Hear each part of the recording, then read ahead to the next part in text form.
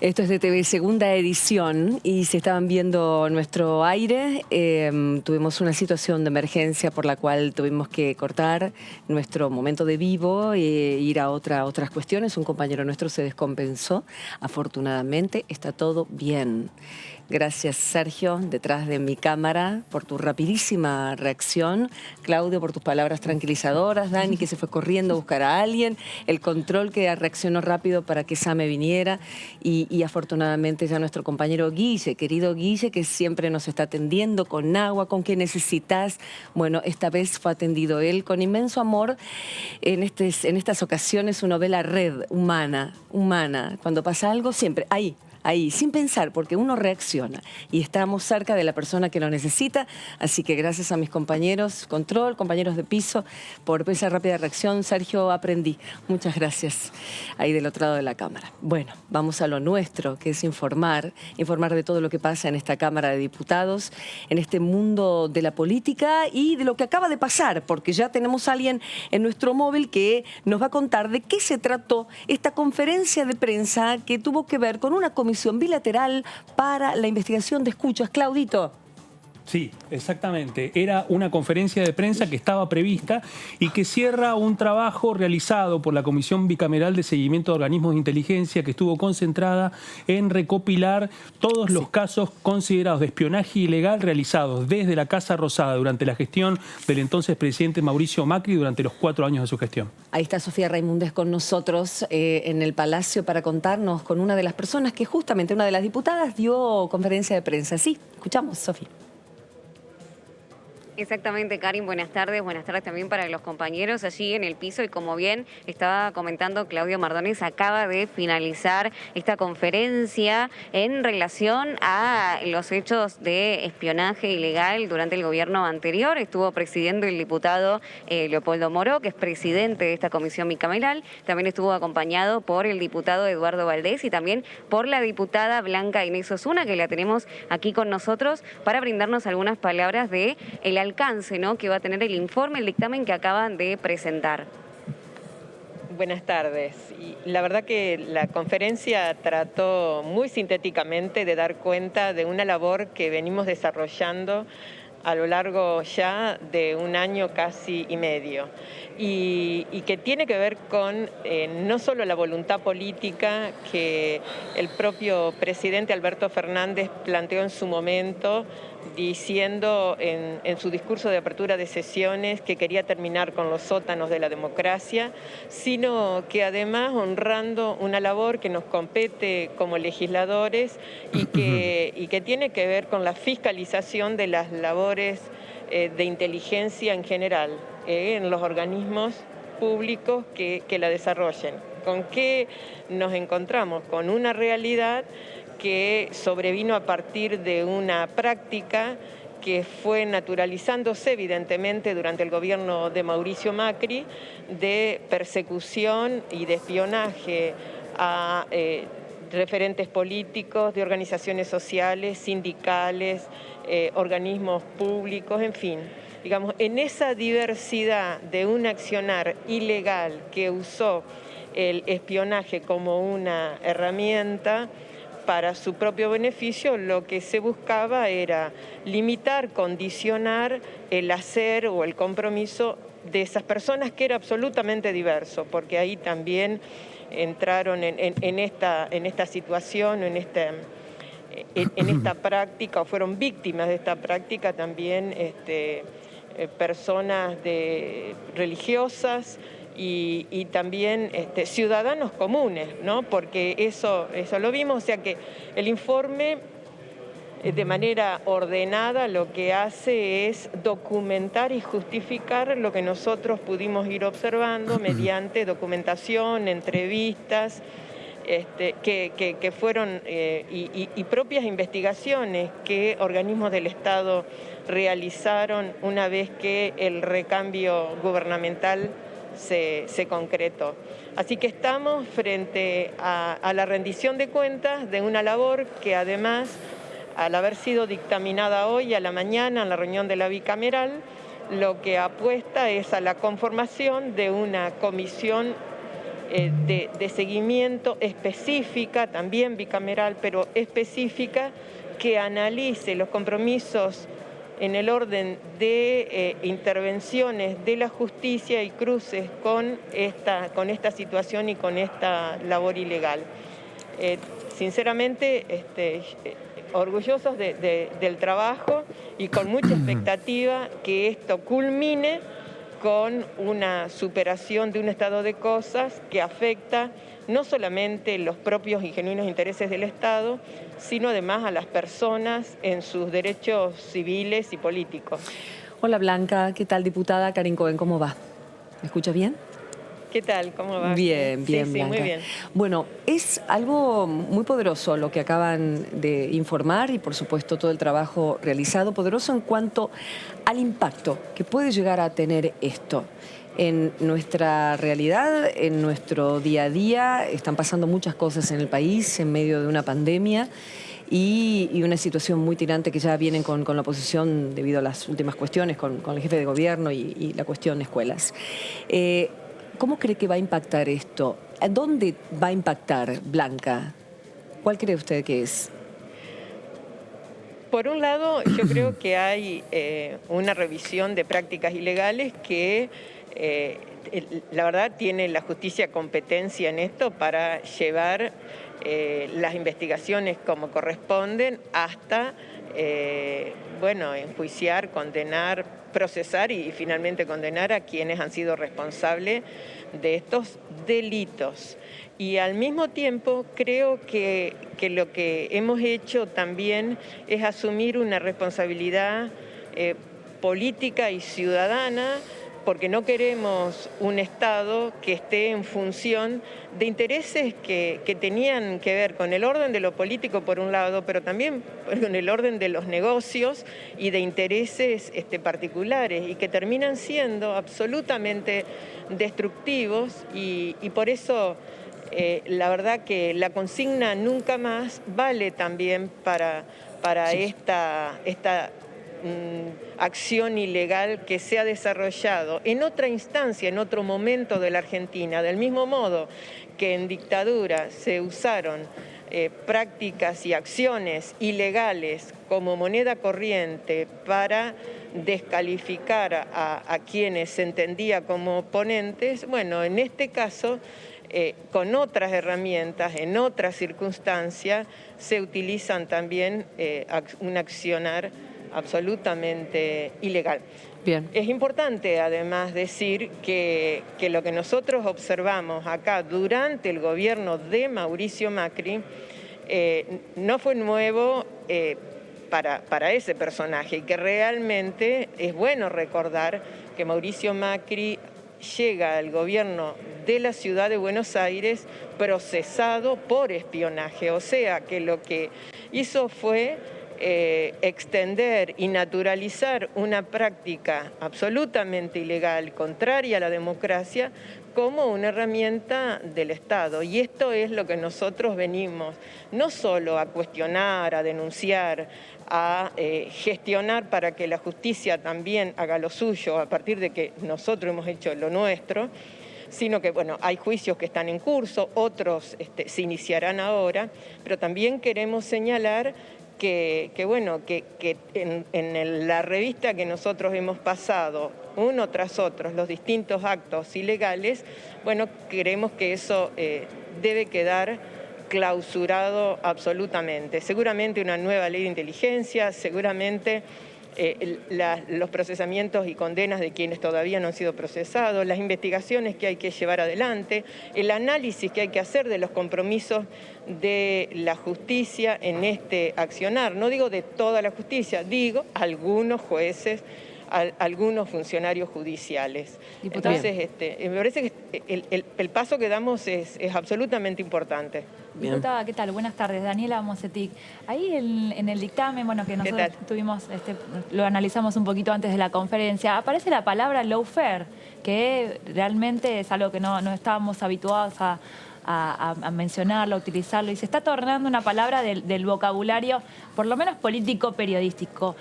¿Cómo nos definiría usted esta palabra que es una combinación de términos en inglés, pero ¿qué significa en sí lawfare? Bueno, la guerra judicial o herramientas de la justicia utilizadas a partir de la persecución política o el condicionamiento político o la generación de causas que permitan coaccionar o condicionar a oponentes políticos o personas que en realidad en muchos casos son víctimas absolutamente inocentes y descontextuadas de todo accionar político y terminan victimizadas por esa práctica. En este caso en particular hay una cuestión que es importante tener en cuenta.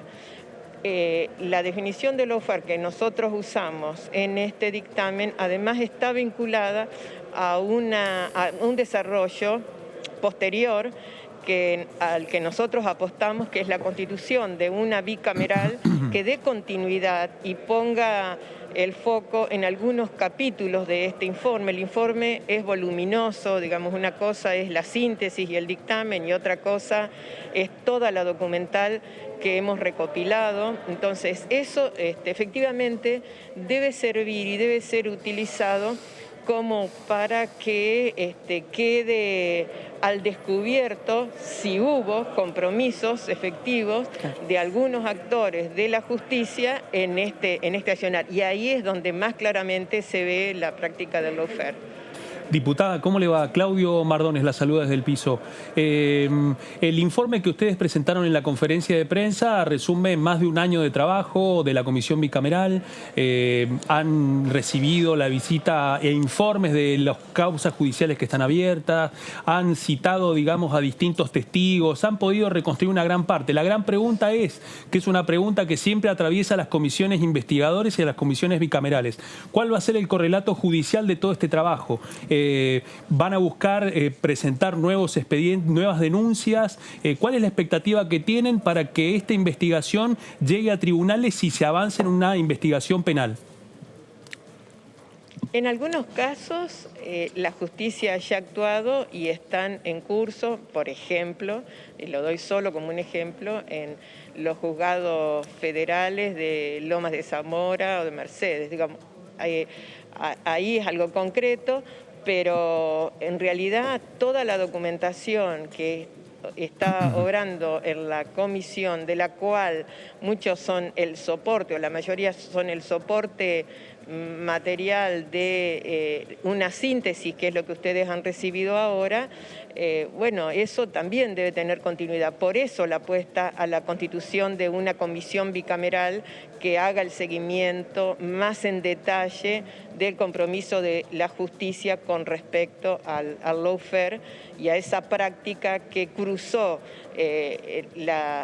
lo que sería el seguimiento o el espionaje, el seguimiento ilegal y espionaje, con acciones y con formación de precausas judiciales. Creo que eso, bueno, es una tarea que todavía corresponde darle continuidad. Bien, vamos a estar siguiendo paso a paso lo que suceda con las repercusiones de semejante investigación que lógicamente va a traer mucha respuesta en todo sentido y también en la opinión pública. Karin, sí, Blanca, sí.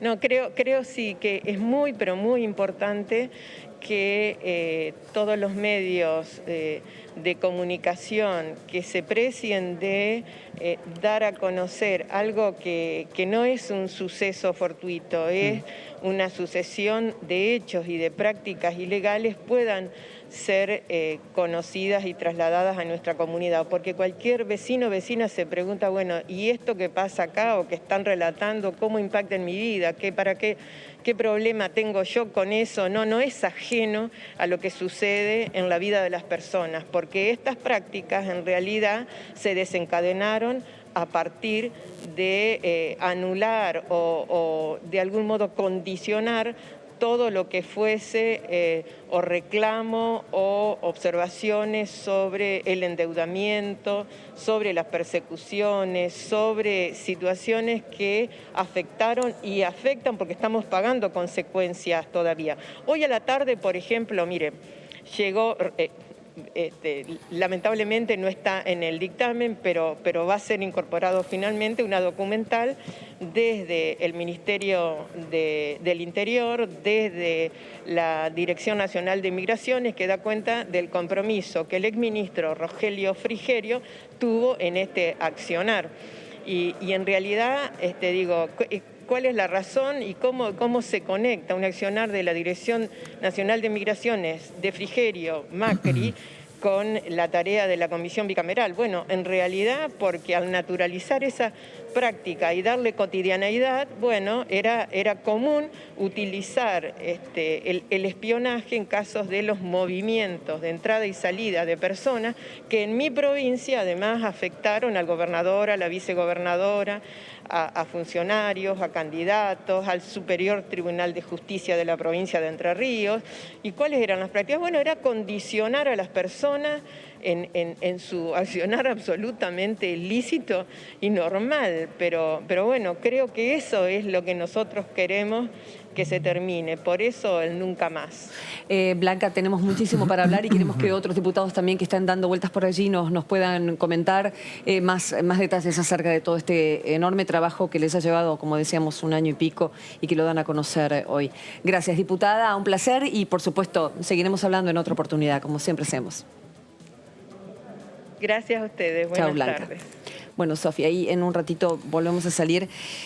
Tremenda situación esto, porque ahora hay que ver quiénes fueron las personas. Ella dijo, nueva ley de inteligencia, ¿no? Lo que se cree que se va a venir después de esto. Exactamente. Ahí, bueno, Dani. eso es un trabajo, es un informe que termina, como dijo la diputada por Entre Ríos, que siempre estamos acostumbrados a verlo con otros temas educativos también, pero bueno, hoy también hablando de otros temas muy profundos, que tienen que ver con 2015-2019, se hace una evaluación y con un montón de datos judiciales, de inteligencia, de cómo afectaron, a quienes afectaron, por ejemplo, las escuchas.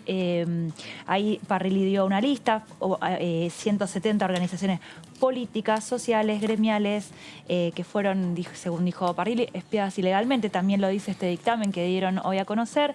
300 personas que fueron, 307 personas que fueron escuchadas. De todo sector, ¿no? No tienen por qué ser poderosas esas 300 personas, que no les dijeron los nombres, por lógicamente les van a dijeron que se lo iban a informar de manera privada.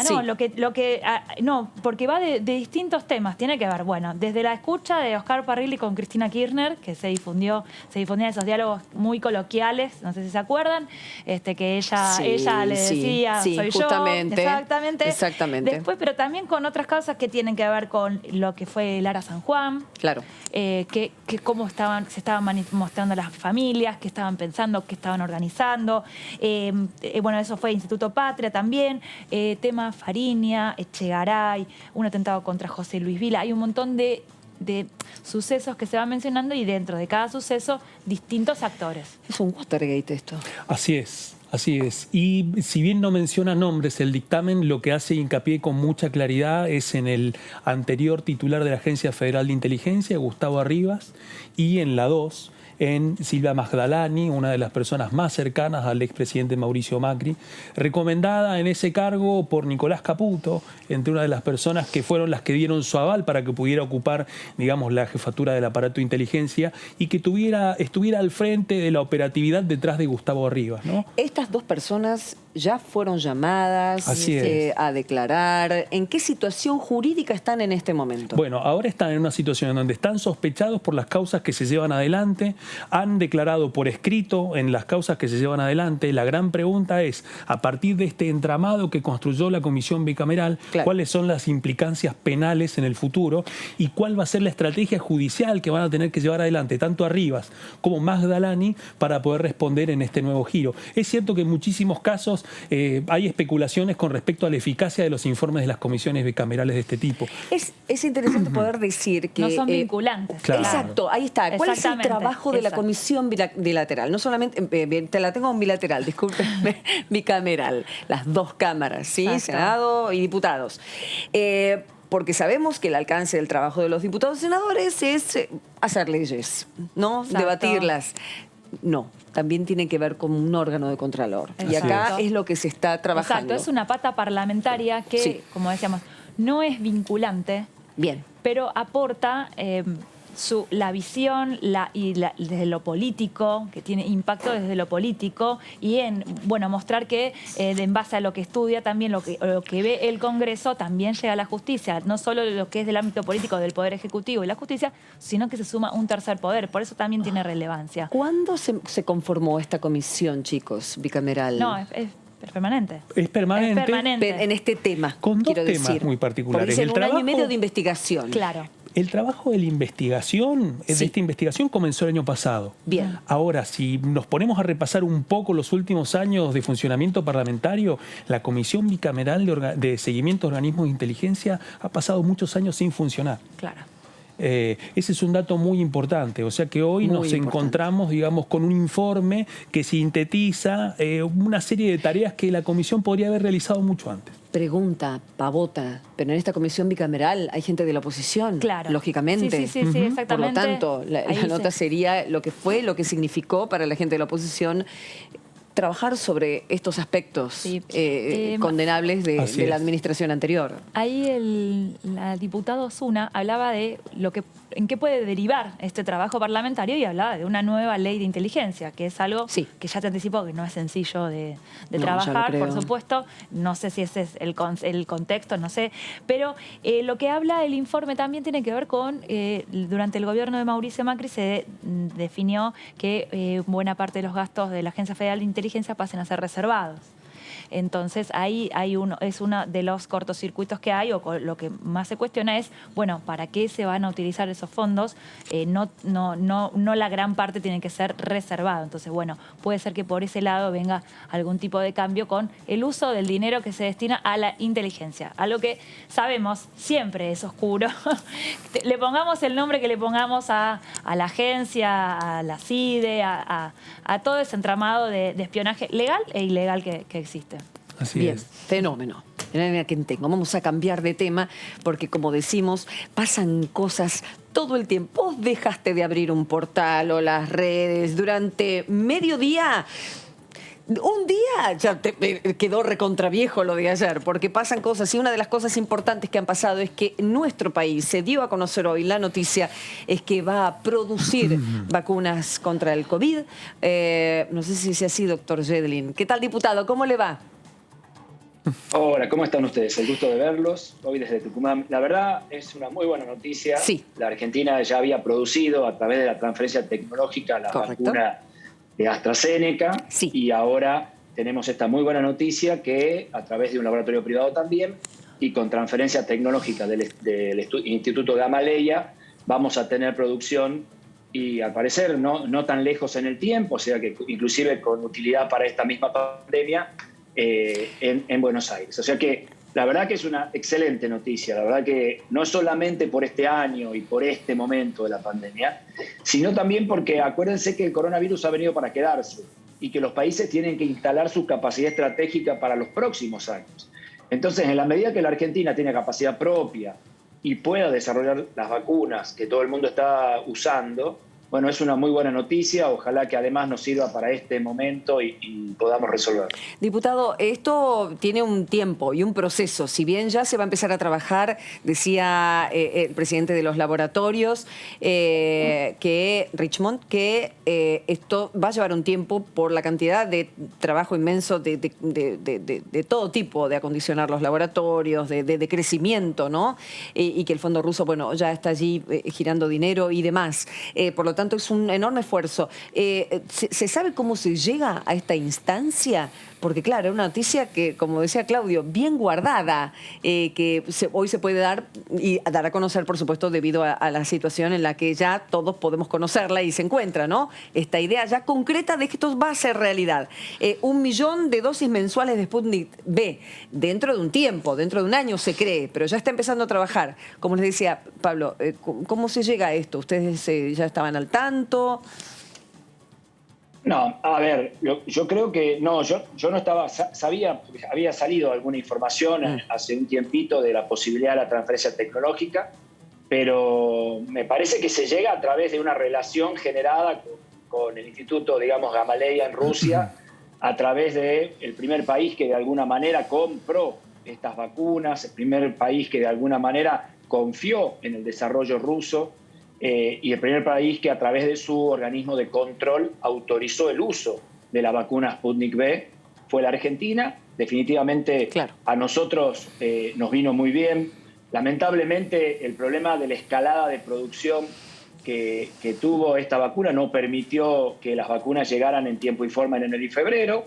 Pero bueno, de a poquito se empiezan a liberar. Ustedes saben que, según lo que por lo menos yo tengo entendido, Gamaleya también generó transferencias tecnológicas con Corea, con India, y parte de esa producción nunca pasó los requisitos de calidad que le exigía Gamaleya. No tenemos duda que en el caso argentino esto se va a poder hacer, pero son muy, muy exigentes al momento de evaluar la calidad de su producto y ahí está el gran desafío, ¿no? Así que me parece que es una muy buena noticia. También ha sido muy buena noticia la llegada de vacunas durante el fin de semana. Sí, 800.000 ambas remesa, claro, tanto la de Sputnik como la de AstraZeneca. Es muy buena la noticia de que pronto van a empezar a llegar las vacunas producidas en Argentina, o sea que están en México y Estados Unidos, y me parece que hoy la Argentina ya tiene 8 millones de dosis y tenemos que vacunar a 15 millones de argentinos al menos con una dosis. Ya estamos en la mitad, ya hay más de 5 millones de argentinos que ya se colocaron al menos una dosis, o sea que hay un tercio ya colocadas. Sí. Así que me parece que avanzamos. Obviamente estamos viviendo un momento muy duro en muchas provincias y bueno, en el AMBA también, para qué decir, la situación de estrés que está viviendo el sistema sanitario es muy alta. Lamentablemente hay muchos hospitales y sanatorios privados y públicos en la Ciudad de Buenos Aires, en la provincia de Buenos Aires, que están a su capacidad máxima, y por eso es tan importante, para darle tiempo a las buenas noticias, que nos cuidemos en este momento, que no es igual que el año pasado, porque el año pasado nos cuidamos, pero no veíamos un futuro claro. Exacto. Hoy hay un futuro mucho más esperanzador. Hay vacunas que resuelven esta enfermedad. Hay países que ya han pasado este momento. Entonces, me parece que justamente el esfuerzo vale más la pena. Es el momento de no aflojar. Si nos hemos cuidado, si hemos sufrido, si nos hemos cansado, si estamos enojados por todo lo que vivimos, hagamos ese esfuerzo más, porque en definitiva se justifica, porque ahí justificamos todo el otro. Así que ese es un poco el mensaje que por ahí a través de ustedes me encantaría mandarle a la población. Sí, chicos. El diputado, ¿qué tal? Buenas tardes. Daniela Mosetic. Es un motivador el diputado, porque realmente, bueno, casi que nos convence, ¿no? Nos convence, nos da ganas de seguir. Pero bueno, destaco esto porque también, bueno, hoy se da esta buena noticia también, pero hay una grieta enorme en todo lo que tiene que ver con lo político, porque todo el consenso que se vino trabajando durante el 2020, como usted decía, cuando no sabíamos lo que era, se fue rompiendo, la gente se fue cansando, la política también se fue cansando y fue jugando sus propias fichas de ambos lados. ¿Cómo ve usted este escenario de tanta crispación política, ciudad, provincia, nación y también el resto del país? Te diría que es lo peor que nos está pasando en este momento. O sea, en definitiva, estamos viendo la segunda ola, estamos, por supuesto, con el sistema de salud estresado, pero tenemos muchas, además de las vacunas, hemos aprendido a tratar al virus, tenemos el suero equino, tenemos el plasma de recuperados, tenemos el uso correcto de corticoides, tenemos la posibilidad de ventilar a los pacientes con estrategias modernas de ventilación que en general ayudan. La edad de enfermos ha bajado, o sea, la edad de enfermos graves es un poco menor y eso tiene que ver con que los enfermos más grandes se han vacunado y entonces nos están empezando a aparecer enfermos más jóvenes. También las cepas han cambiado y tienen una tendencia también a infectar al parecer a gente más joven y los políticos tenemos que estar a la altura de esta situación. Y lo que no tenemos que hacer, y en ese sentido yo no voy a entrar, es en intentar entrar en una grieta de quién tiene razón o quién. La verdad es que lo que pedimos, y me parece que ese es el mensaje importantísimo que el presidente ha dado y que en general me parece ha sido desentendido por Rodríguez Larreta, en el sentido que lo que el presidente ha hecho es hacerse cargo él de las restricciones de Ciudad de Buenos Aires, porque entendía que Horacio Larreta no quería llevar esta situación de restricciones por situaciones políticas, digamos como sea. Entonces, en definitiva, a mí me parece que lo que tenemos que destacar es que un presidente que no está especulando políticamente, sino que ha dicho, soy el presidente de la pandemia, me toca asumo yo los roles y por eso yo mando a la restricción. Me parece que eso no ha sido entendido, se ha judicializado como para variar, siempre la justicia en algún lugar ha aparecido y ya no importa, porque en definitiva si la justicia fallaba de un lado o del otro, estamos partidos. Y en lo que necesitamos los argentinos es ninguno va a salir solo de Pablo. Diputado, antes de que mi compañero, no quiero monopolizar, pero aprovechando esto último, el presidente tomó la decisión solo. Claro, es complejo porque el año pasado, en la comparativa, fue tan satisfactorio y hasta calmante el efecto en el miedo a la pandemia ver a los dos líderes del AMBA, del presidente de la Nación y el jefe de gobierno juntos, tomando acciones juntos, sentándose 1000 horas de reunión que tenían y daban las conferencias de prensa y daban. Pero algo cambió en un escenario muy diferente, con gente vacunada, con vacunas que están llegando más allá de los retrasos y demás. Pero algo cambió, algo profundamente cambió, que 2 ministros, la ministra de Salud, el ministro de Educación, decían una cosa, a las 2 horas el presidente toma otra decisión. Y ese consenso y ese acuerdo tan delicado y tan maravilloso del lado de afuera, del lado del ciudadano, que se veía, no se buscó. Por lo tanto, apareció esta enorme grieta. Ya no diría, la situación escuelas viene a traer a muchos padres en esta situación. Y son los padres, no solamente la oposición, los que protestan. Que eso que quede claro. ¿Qué crees, Pablo, que sucedió en esta situación que te estoy pintando del no acuerdo, del no haber podido sentarse? Coincido. Estoy de acuerdo, me parece que esa es la mesa que hay que rearmar, me parece que hay voluntad de ambas partes de rearmarla, me parece que esto hay que superarlo. Obviamente que siempre cuando hay falta de diálogo hay responsabilidad de ambas partes. No creo que ha sido tan fácil generar la mesa de ninguna de las dos partes. Entonces, por eso me parece que el presidente tuvo que tomar la decisión entendiendo que lo hacía en nombre de los ciudadanos que él pretendía cuidar. Y me parece que esa fue la idea de él. En realidad la situación es muy compleja, es muy difícil. Ustedes saben que si bien se ha dicho ayer o el otro día de que las clases no contagian y que el nivel de contagio en las aulas es muy bajo, en realidad eso depende el lugar de la biblioteca que uno quiera leer. En realidad, por supuesto, que las clases contagian un poco más que quedarse en la casa. El tema es cuáles son las opciones que tenemos. Yo creo, en definitiva, que hay un espacio, y mi opinión, por supuesto, puede estar sesgada, hay un espacio de la oposición que viene siendo muy dura con todas las medidas que se han tomado en la pandemia. Muy dura. Sí. Una oposición, no toda, pero una parte. Y Rodríguez Larreta, la verdad que no estaba en esa línea, y Quirós tampoco estaba en esa línea.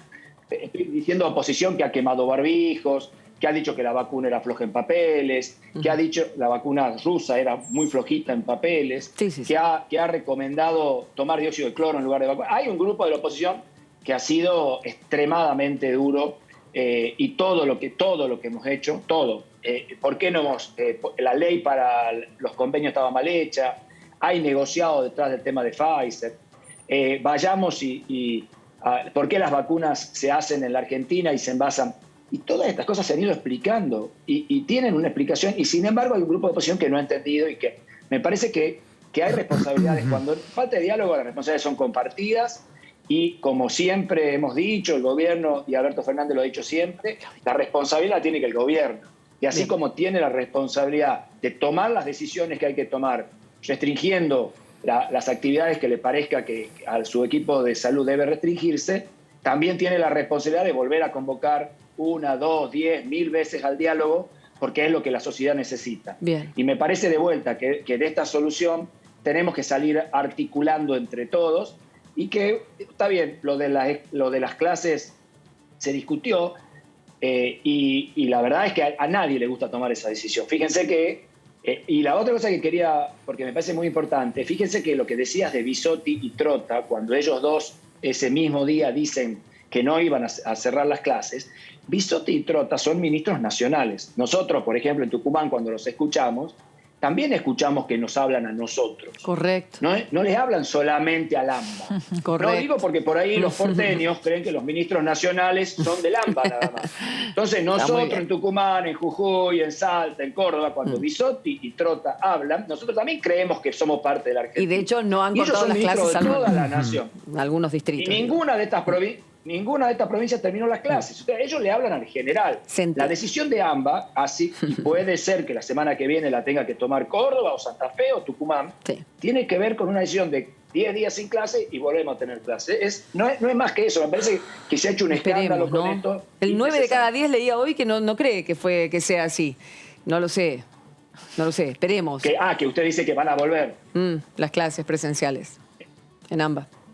Bueno, es que yo llegué al Congreso, diputado, y veo a los chicos saliendo del colegio y mis hijas en casa con millones de chicos más de la provincia de Buenos Aires, del AMBA. Y digo, qué situación tan clueca esta, tan inoportuna por el momento. Pero una cosa, me parece que hay una cosa interesante que hemos aprendido de la primera ola, y es que no hay que cerrar todo el país en forma sincrónica. No, claro. Y que sí, claro. Porque si Tucumán no tiene hoy problemas con su cama de terapia, por ahí puede mantener las clases y puede seguir esto. Y quizá la semana que viene, cuando AMBA libere, Tucumán tenga que cerrar. Correcto. Lo que pasa es que el problema es que AMBA es una región tan poblada, tan diversa, y encima dependiendo de 2 jurisdicciones distintas. Entonces, por supuesto, me parece que por eso el presidente toma la decisión. De alguna manera para aliviar la diferencia esa. Pero bueno, acá me parece que lo que tenemos que hacer es superar este momento y avanzar hacia salir de este tema mientras vacunamos a la población. Diputado Yedlin, ¿cómo le va? Claudio Mardones lo saluda. Diputado, hay distintos epidemiólogos y también información no confirmada que maneja el Gobierno Nacional y también de la ciudad sobre un incremento de la curva de contagios que posiblemente llegue a un pico que podría concretarse a mediados del mes que viene, es decir, cerca del 15 de mayo. Hasta entonces, las estimaciones, insisto, no oficiales, es que la curva de contagios va a seguir empeorando hasta entonces. ¿Qué información maneja usted como sanitarista y titular de la Comisión de Salud? Es muy probable que la curva siga ascendiendo. Lo que nosotros tendríamos que empezar a ver, no es que empiece a bajar la curva, porque definitivamente la curva puede seguir y un poquito más de lo que dijiste, pero lo que sí podríamos ver es que la velocidad de ascenso es un poco menor. O sea, no es necesario que nosotros, para que las clases vuelvan, por ejemplo, en Buenos Aires o la situación, nosotros tendríamos que ver 2 cosas. Una es que las camas de terapia intensiva se liberan un poco.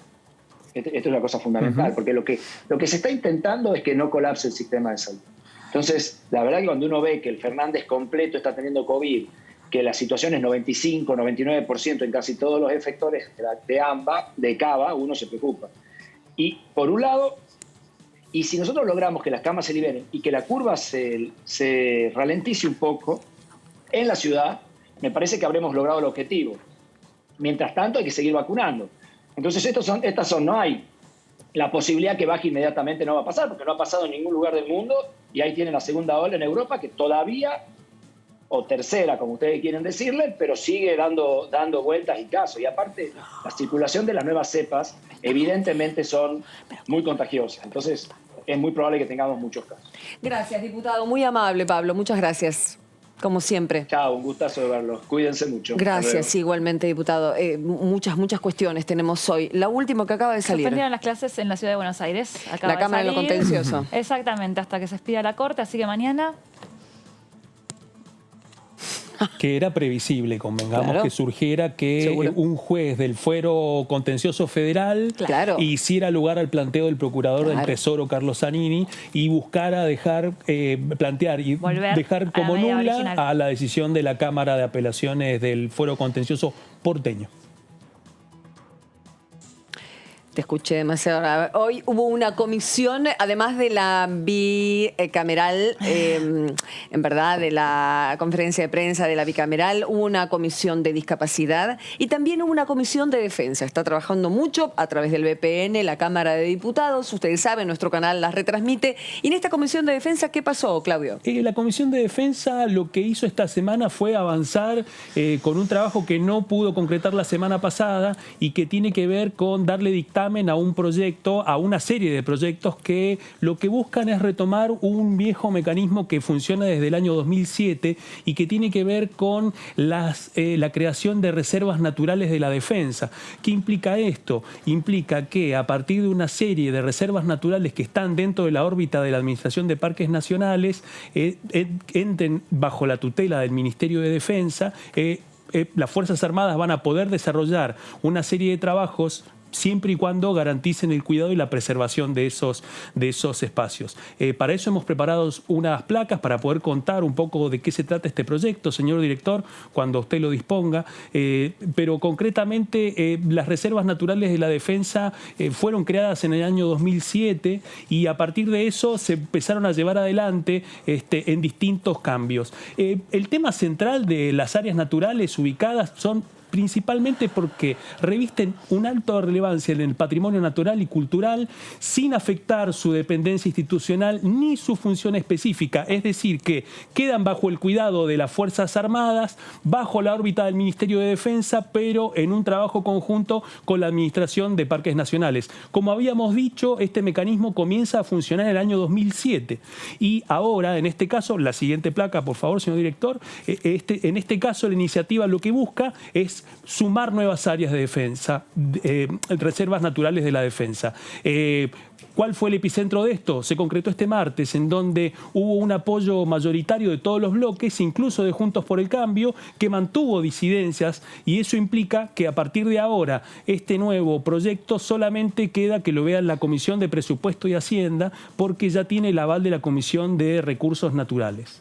En todos los casos, como habíamos dicho, lo que busca este sistema es poder garantizar de que esas reservas naturales puedan seguir en pie, bajo los cuidados técnicos específicos, pero con una concepción estratégica que forman parte de los activos y el patrimonio natural de la nación preservados por las Fuerzas Armadas. Incluso en cada caso, las distintas reservas naturales van a quedar afectadas al dominio de las determinadas Fuerzas Armadas que intervienen en cada caso. Eso implica, digamos, por otra parte, un giro muy importante, porque desde que fue creada la última Reserva Natural de la Defensa hasta ahora, se habían creado aproximadamente 7, se crean otras 8, y en este caso lo que empieza a suceder es que va a comenzar a funcionar un comité local con personal de la Administración de Parques Nacionales y las Fuerzas Armadas para poder preservar cada uno de esos lugares. A partir de eso, lo que queda ahora es que este proyecto, cuando ya haya pasado por la Comisión de Presupuesto, llegue al recinto y que a partir de eso pueda pasar al Senado. La expectativa del oficialismo, con acuerdo de la oposición, es que esto pueda pasar en el transcurso de los próximos 3 meses para poder avanzar y que se transforme en ley. Bueno, otros temas que también pasan en medio de una coyuntura que se ve muy, muy caliente, lo que es el AMBA y demás. Pero bueno, vamos a otra cosa. Hoy hubo una comisión muy importante y muy pedida y muy reclamada en cuarentena de discapacidad y vamos a hablar ahora con una de las participantes, es la diputada Gorleri. ¿Cómo va, Victoria? Bienvenida. Buenas tardes. ¿Cómo anda? Karin la saluda.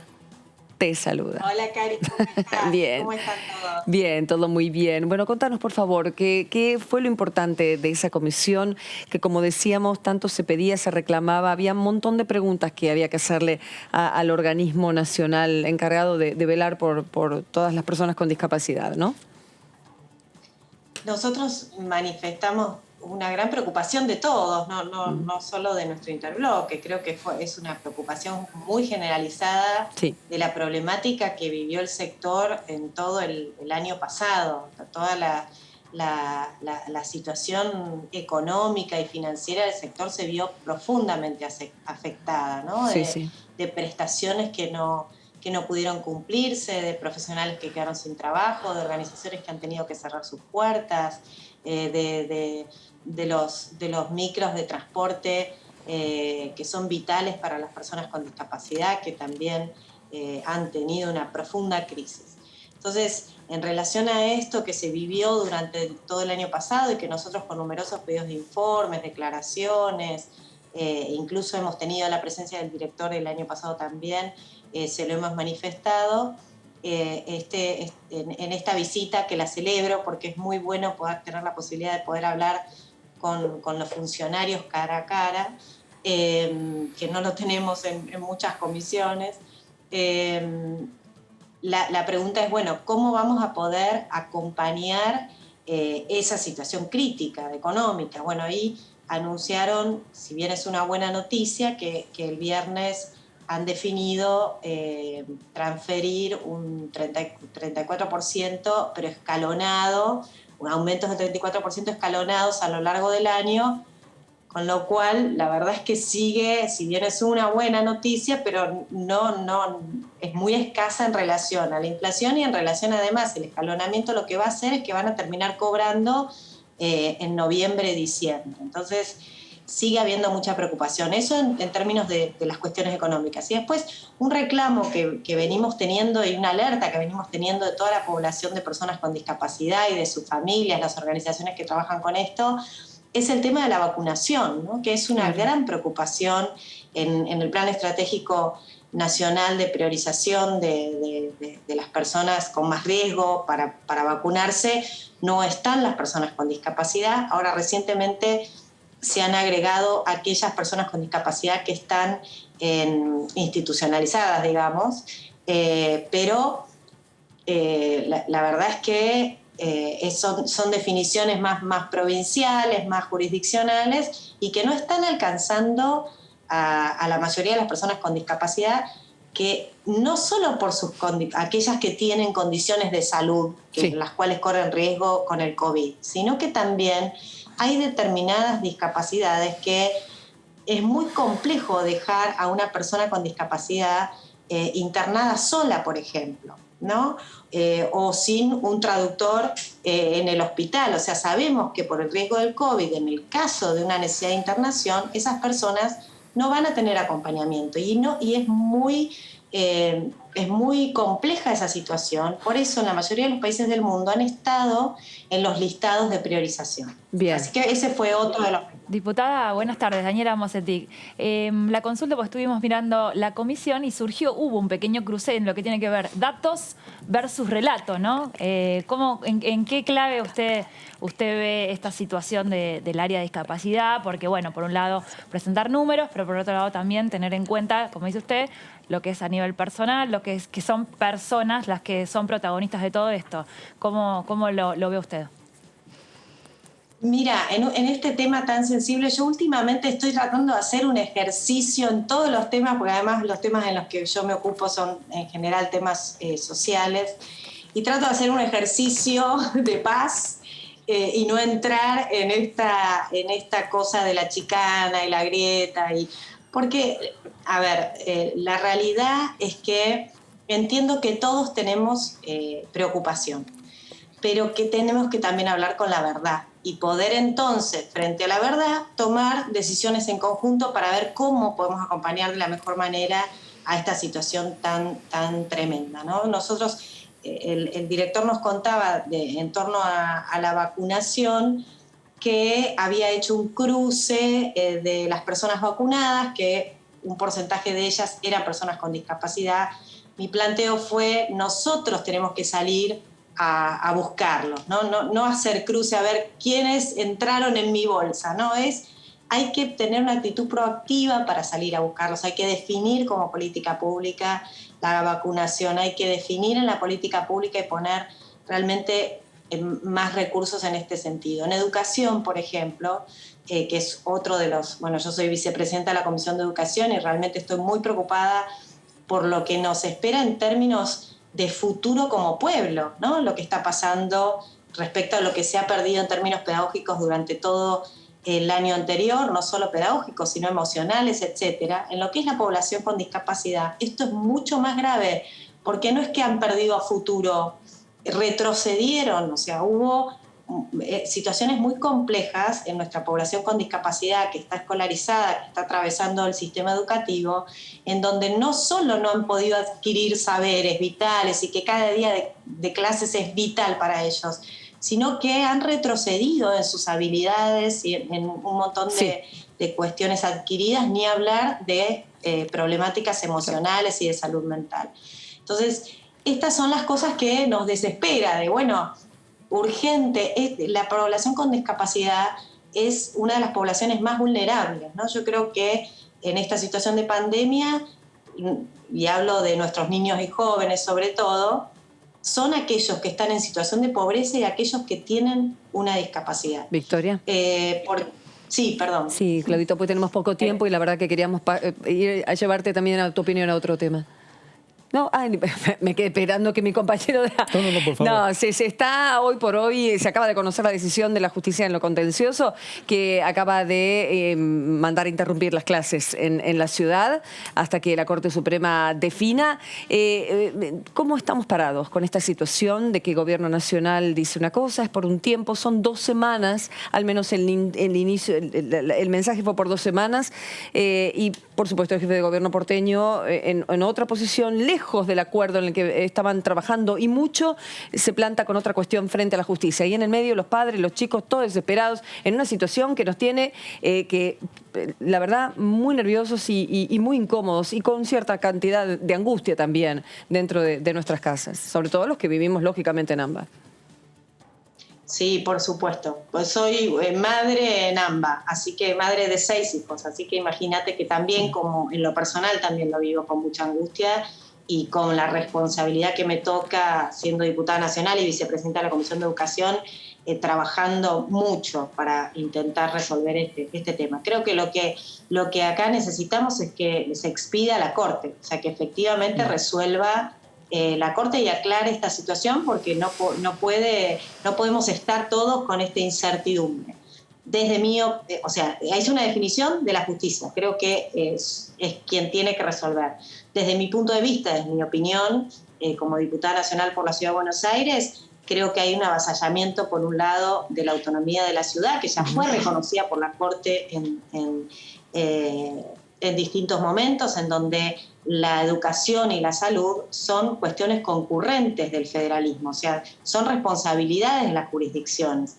Si bien, por supuesto, en la pandemia desde el primer día el jefe de gobierno, como todos los gobernadores, se pusieron a trabajar con el liderazgo del presidente de la Nación elegido por el pueblo para poder ir tomando en conjunto muchas decisiones. Ahora, cuando la decisión del presidente es... Por un lado, vemos que es sin consulta, porque yo soy miembro del Consejo Federal de Educación y esa mañana estuve toda la mañana en la reunión del Consejo con Trota, sí. Y él defendía capa y espada la presencialidad, incluso ante algunos cuestionamientos que aparecieron dentro del Consejo. Y entonces, claramente fue en consulta sobre los especialistas de qué impacto tiene esto en términos educativos y cuál es la problemática efectivamente dentro de las escuelas. Y por otro lado también es...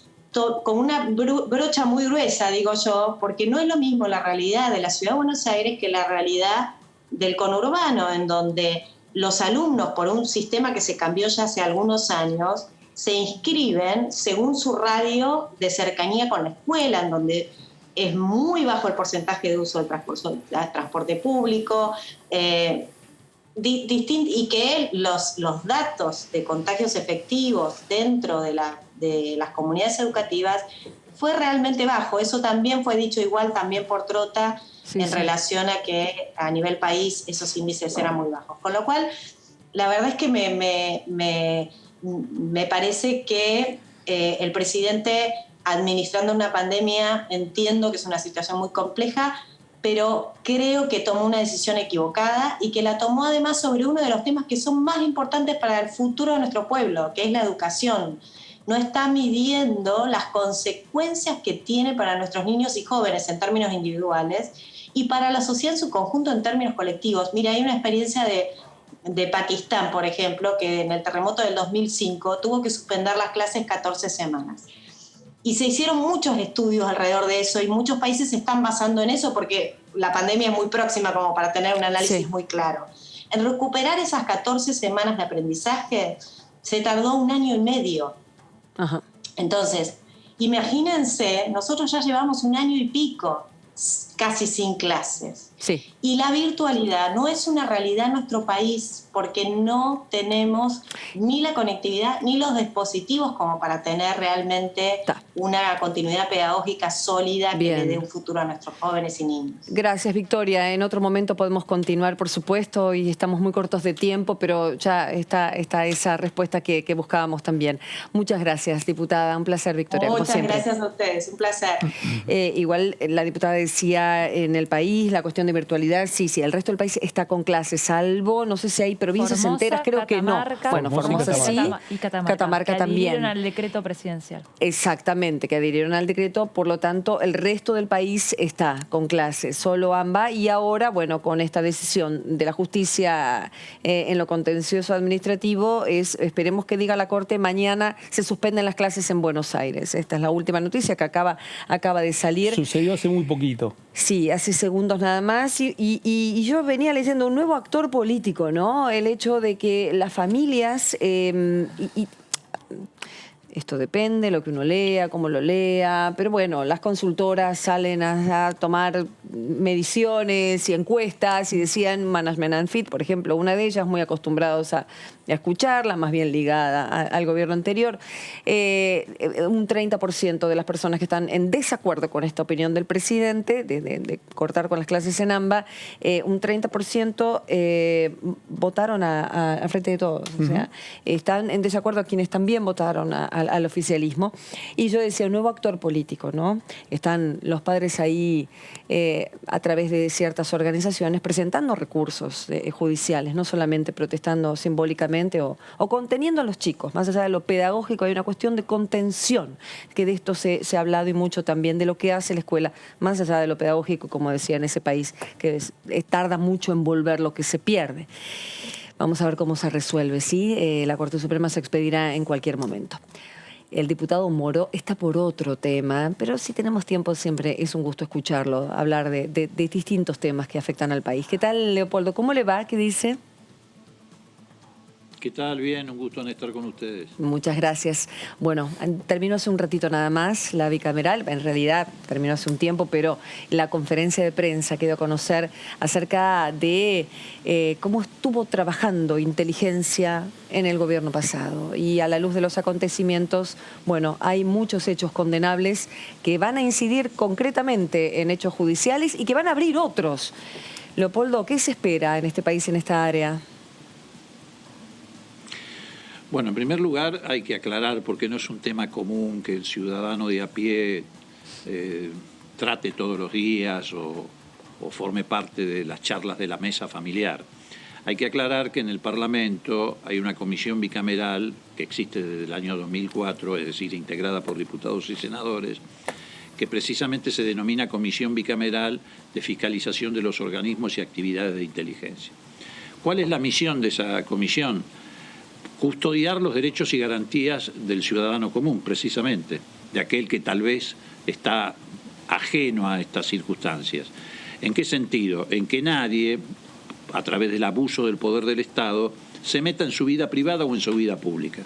Cada ciudadano tiene el derecho en su vida privada de hacer lo que quiere y en su vida pública de adherir a la fuerza política que quiera, a la religión que quiera, al sindicato que quiera, etc. En este caso, esta comisión empezó en el mes de mayo del año pasado, es decir, casi ya un año, una investigación a raíz de varias denuncias que había de espionaje ilegal por parte del gobierno anterior, es decir, el que gobernó la Argentina entre el 2015 y el 2019. Bueno, para ir al final, que es lo que hoy hemos presentado en conferencia de prensa, este trabajo de un año culmina con este informe que hemos presentado hoy, que tiene estado público, que además se lo presentamos al Parlamento, tanto a la Cámara de Senadores como de Diputados, y advierte que se instaló en el Estado una estructura mafiosa. Una estructura mafiosa que instaló una especie de Estado secreto, o un Estado clandestino, o un Estado paralelo. ¿Por qué decimos esto? Bueno, porque apenas asumió el gobierno de Macri, se crearon células paralelas dentro de los organismos del Estado para llevar adelante un plan sistemático de persecución política y extorsión política. Esas células terminaron siendo una serpiente de varias cabezas, que, bueno, muchas son conocidas, por ejemplo, el famoso grupo D'Alessio, el grupo Super Mario Bros, que era un grupo de ex policías o policías de la ciudad de Buenos Aires que pasaron a ser agentes orgánicos de la AFI, el grupo de las bases del AMBA. La AFI apenas asumió Macri, abrió 7 o 8 bases en el Gran Buenos Aires para cubrir con el espionaje de distintas regiones del Gran Buenos Aires. Y todo eso fue resumido, conducido por Arribas y Magdalani, que eran la cabeza de la AFI. ¿En qué consistían estas tareas de inteligencia? Bueno, básicamente en reunir información, en procesar esa información, en diseminar esa información y fundamentalmente alimentar con esa información la fabricación de carpetas sobre ciudadanos. Esas carpetas iban a parar a la cúspide de esta organización mafiosa que era la mesa judicial, que casualmente presidía el propio Macri y que se reunía quincenalmente. Todo era paralelo dentro de las estructuras del Estado, con recursos del Estado, pero paralelo. La mesa judicial es algo que no existe en la Constitución ni en la ley de ministerios. Es una asociación ilícita que se reunía para decidir qué hacía con fulano, mengano, si lo extorsionaba con una carpeta o con el famoso carpetazo, si le fabricaba una causa judicial. Bueno, y así fue como fueron operando. Hubo aproximadamente, de lo que tenemos constatado, con testimonios en nuestra comisión, se ocurrieron las primeras confesiones de todo este entramado de espionaje. Lo que nosotros tenemos constatado es espionaje ilegal sobre 307 ciudadanos argentinos. Es decir, hubo 307 víctimas hasta el momento constatadas. Algunas son muy conocidas porque son figuras públicas, Cristina Fernández de Kirchner, en fin, muchísimos. Incluso el expresidente de esta Cámara, el propio Monzó, era espiado por estos grupos que ponían motos acá enfrente. Ustedes conocen la zona de Avenida Rivadavia a la que me estoy refiriendo. Ustedes vieron que hay frente a la Cámara, del lado del edificio del anexo, siempre hay un montón de motos de motoqueros instaladas allí. Sí. Bueno, ellos disimulaban, entre esos motoqueros que vienen a cumplir tareas, disimulaban motos que le hacían seguimiento al presidente de la Cámara cada vez que salía de las funciones que cumplía acá. Me refiero a Monzó, que era un hombre del oficialismo. Eso también lo tenemos constatado, con filmaciones, etc. Bueno, ¿qué hacían? Además de espiar a estas personas que tienen notoriedad pública, entre los 307 que hemos podido constatar al presente, había personas de organizaciones políticas, organizaciones sociales, comedores comunitarios, sobre todo en el caso de Gran Buenos Aires, organizaciones gremiales, religiosos, algunos curas de Opción por los Pobres, Monseñor Lugones, que era el titular de la Pastoral Social. 307 personas y 170 organizaciones de todo tipo. Las personas no las mencionamos acá, salvo, reitero, las que son de público y notorio, sí, porque no queremos volver a victimizarlas, obviamente. Le estamos notificando cada uno de ellos individualmente. Sí mencionamos las 170 organizaciones que fueron espiadas. Nosotros titulamos este informe El Estado Mafioso. ¿Por qué? ¿Cómo actúa la mafia? Bueno, en primer lugar, es una característica de la mafia tratar de transformar lo ilegal en legal. Por eso inventaban expedientes judiciales con los fiscales, jueces, amigos, esto que visitaban la Quinta de Olivos, la Casa Rosada. En segundo lugar, otra actuación de la mafia es la extorsión. Y en tercer lugar, otra actividad que lleva adelante la mafia es aniquilar la voluntad del adversario. ¿Y cómo se la aniquilaba acá? Bueno, influyendo en la opinión pública, estigmatizando a las personas, diciendo que habían robado tal cosa, tal otra, apretaban familiares con acciones de inteligencia para que declararan en contra de algunos funcionarios del gobierno, metieron presos hijos o hermanos, o los hicieron objeto de actividades de inteligencia ilegal para que presionaran sobre sus padres, para que declararan en contra de otras figuras del gobierno nacional de aquel entonces, Diputado, o mejor dicho, del periodo anterior. Sí. Porque me interesa que nos dé, está bien, está dando ejemplos y esto es lo que necesitamos, en cuanto a cuestiones que de todas las que debe haber leído, alguna que le haya llamado especialmente la atención, en donde tal vez no hubo una figura poderosa, porque me está diciendo que las escuchas eran sobre organismos hasta religiosos y organizaciones que ayudan a los más humildes. En ese tipo de cuestiones u otras ONGs, ¿qué era lo que se buscaba? ¿Alguna pata con lo privado? De todo lo que leyó, me gustaría que nos comentara algo en ese sentido.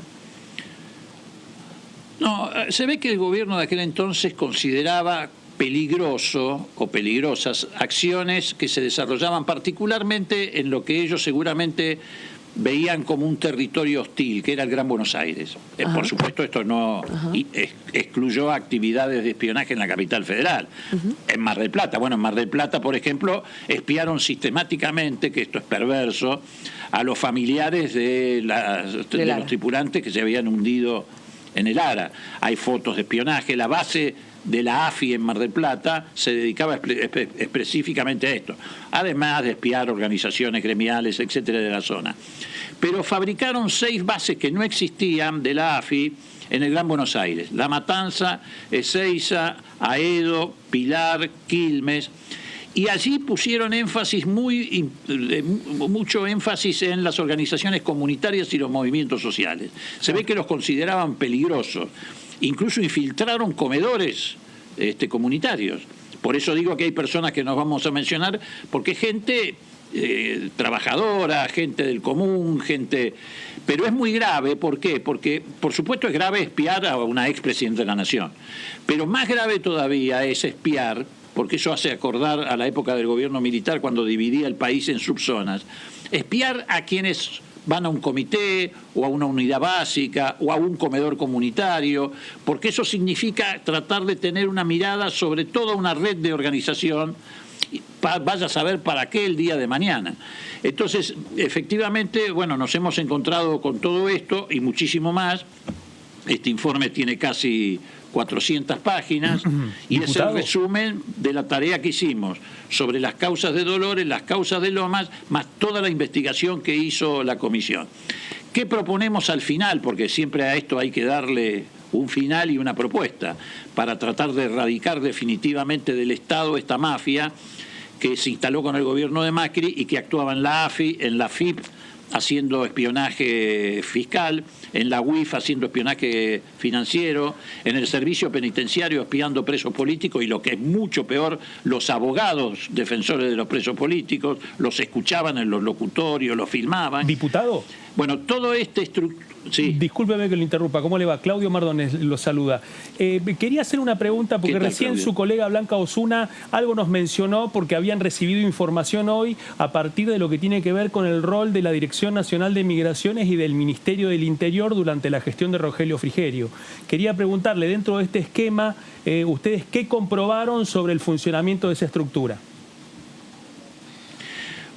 Efectivamente, como usted dice, nos llegó recién hoy ese informe, por supuesto no lo tenemos incluido aquí, pero ya sí en este informe hacemos una mención de que también la Dirección de Migraciones formó parte de este entramado mafioso, alertando a los organismos de inteligencia cuando alguna persona que estaba dentro del listado de opositores al gobierno a perseguir hacía algún movimiento de entrada o salida al país. Esto ya está comprobado. Incluso hay en una de las causas procesado un miembro de la prefectura que era el que recibía esa información.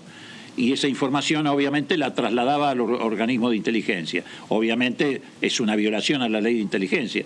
Porque la gente debe saber que el Estado no está autorizado para espiar tanto lo que es la vida privada como la vida pública de las personas. No hay que naturalizarlo esto. Entonces, por ahora la mención a migraciones que tenemos es esta. Hemos recibido un informe más amplio, pero lo recibimos hoy y por supuesto no lo hemos incorporado por una razón de responsabilidad. Pero yo les estaba por decir cuál es la conclusión de esto. Sí.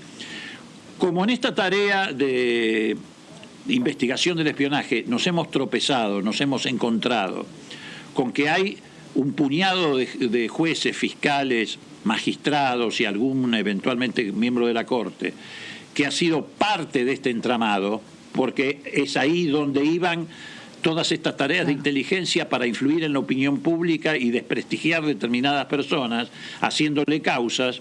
Hay muchos fiscales, jueces, etcétera, que participaron de esto. Pero nosotros no los podemos investigar. ¿Por qué? Porque la función de nuestra comisión es una función acotada a la violación de la ley de inteligencia por parte de ciudadanos del común o de los organismos de inteligencia propiamente dicho. Bien. Entonces, en el informe nosotros le pedimos al Congreso, al Senado y a la Cámara de Diputados que forme una comisión bicameral que investigue la actuación del Poder Judicial dentro de este entramado mafioso. de modo tal de que también se actúe en ese ámbito. Y el Congreso tiene la posibilidad de hacerlo porque el Congreso dicta todas las leyes orgánicas del Poder Judicial. Por lo tanto, si las dicta, también tiene la facultad de controlar el cumplimiento de esas leyes orgánicas. Diputado, Daniela Mosetic lo saluda. ¿Cómo le va? ¿Cree que tiene que haber una reformulación de la actual ley de inteligencia? Sí, sin lugar a dudas. En el informe también nosotros incluimos propuestas referidas a la modificación de la ley de inteligencia. ¿Por qué? Porque evidentemente para erradicar estos comportamientos mafiosos no solamente hace falta desarraigar la mafia que Macri instaló en todos estos organismos, sino generar condiciones para que de aquí en adelante, como fue en su momento el famoso Nunca Más, estas cosas no vuelvan a repetirse. Es más, creemos que debe haber una nueva ley de inteligencia consensuada por todos los sectores políticos, como en su momento fue la Ley de Defensa Nacional, después de que salimos de la dictadura, que se votó por unanimidad, la Ley de Seguridad Interior, que se votó por unanimidad también, y ahora queremos que se vote por unanimidad una ley de inteligencia nacional para que efectivamente podamos tener de aquí en adelante una democracia que no esté condicionada de ninguna manera por el comportamiento mafioso de estos grupos que se mueven en los sótanos de la democracia o que llegaron a instaurar, como ocurrió en este periodo, un Estado paralelo. Me adelanto tal vez alguna posible voz de la oposición en redes o de alguien que tenga este sentir y pensar también, que diga, en este momento de la pandemia, de los encontronazos en AMBA tan delicados, en esta situación de las vacunas que bueno están llegando, hoy hubo una gran noticia que se va a hacer en la Argentina, la Sputnik, que ya lo hemos hablado con el diputado Yedlin. En medio de todo esto, justo ahora dan esto a conocer, diría alguien. ¿Usted qué le respondería, diputado? Que la democracia no se detiene. De la misma manera que, por ejemplo, en la oposición, con toda razón, reclaman que se hagan las elecciones y no haya ninguna duda ni sospecha acerca de que se van a postergar las elecciones o que se va... Bueno, tienen derecho a que la democracia funcione. Y la democracia funciona, y la democracia funciona en todos los aspectos.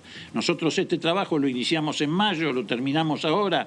Ninguno de nosotros en mayo del año pasado podía suponer que el mundo y la Argentina iba a estar en esta situación.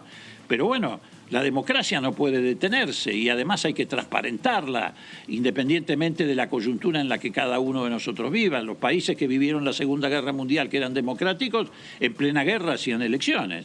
Y bueno, nosotros en el medio de esta situación seguimos trabajando para tener una democracia que sea respetuosa de los derechos y garantías de los ciudadanos, que no viole el principio de inocencia, que no viole el derecho a la defensa en juicio, que no espíe abogados defensores, que no persiga a nadie por su credo, religión, adhesión a determinada fuerza política. Así que, nada, es una objeción que me parece que sería muy superficial. Ahora, diputado, ¿qué va a pasar con los jueces que estuvieron involucrados y que ahora están en funciones en este informe? ¿Cuál es el mecanismo por el cual? Porque entiendo que son unos cuantos, incluso ha mencionado a alguien de la Corte Suprema.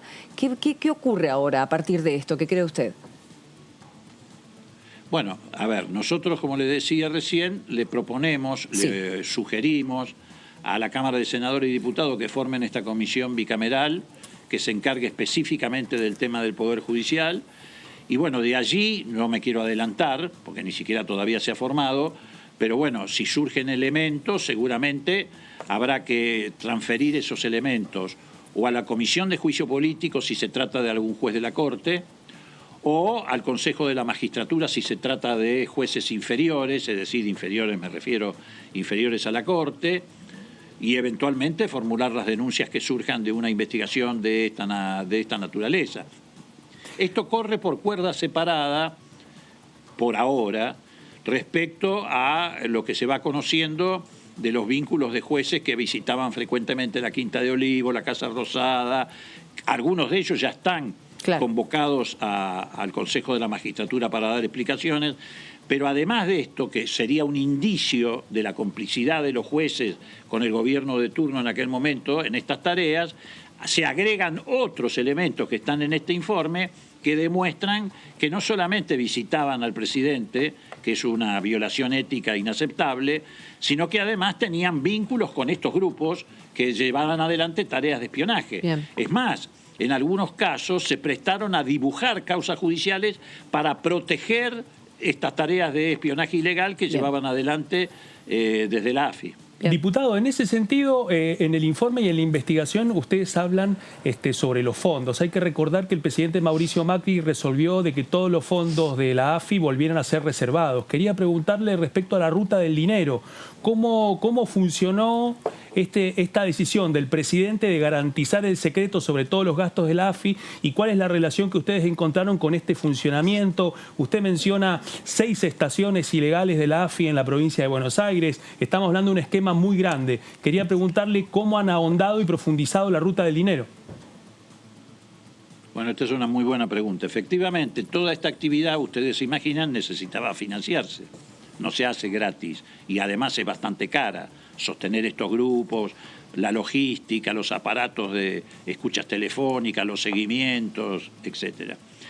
¿Cómo hicieron? Bueno, apenas asume Macri, a los pocos días, él dicta un decreto de necesidad de urgencia que anula la ley que se había sancionado en el Congreso cuando Cristina Kirchner había decidido reorganizar lo que antiguamente se llamaba la CIDE y creó la AFI. En esa ley, que se vota en los últimos meses del gobierno de Cristina Kirchner, prácticamente no quedan fondos reservados, queda todo expuesto al escrutinio público, salvo un porcentaje que creo que era del 10% del total, que se financian operaciones de inteligencia que efectivamente hacen a la seguridad nacional y no pueden ser conocidas, ni sus agentes.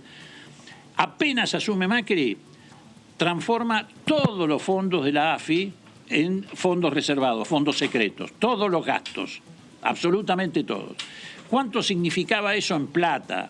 Era en el primer presupuesto del año 2016, que fue el primero que administró Macri, eso significaba 1.450 millones de pesos. A valor dólar, en aquella época eran 100 millones de dólares. O sea, se pasó de un porcentaje muy pequeño de fondos reservados a tener 100 millones de dólares reservados para operaciones de inteligencia. Bien, diputado. Pero te quiero hacer un agregado. Segundísimo, porque ya no tenemos más tiempo, pero agrega. Segundísimo. Diga. Estos grupos, a veces, como son los grupos mafiosos, no solamente se financian con plata del Estado. El grupo D'Alessio, y algo que está inconcluso todavía, que nosotros vamos a construir, movió 500 millones de euros en distintos paraísos fiscales del planeta. Todavía no hemos podido llevar adelante esa investigación. ¿Por qué? Porque necesitamos personal muy especializado para que nos pueda desarmar y recorrer una ruta que pasó por México, pasó por el sur de Italia, pasó por las Islas Comoranes. Es muy difícil de investigar. Pero es plata ilegal que también financió actividades de inteligencia. Bien, Leopoldo, ha sido perfecto con la explicación y por supuesto vamos a seguir atentos a la repercusión que pueda tener semejante investigación y el pedido a que se conforme una comisión que ahora investigue el accionar de los jueces y de la justicia para que todo salga a la luz como corresponde. Gracias, diputado. Gracias a ustedes, que les vaya muy bien. Hasta luego. Bueno, toda una cuestión muy inmensa se acaba de destapar. Muy grande, y esto último ya con millones por el mundo que hay que investigar ahora. Así es, así es. Y el gran interrogante que tiene que ver con el tema del secreto de los gastos de la AFI, que forma parte de una historia muy vieja. Claudio, Dani, gracias. Señores, hasta la próxima con más información parlamentaria en TTV.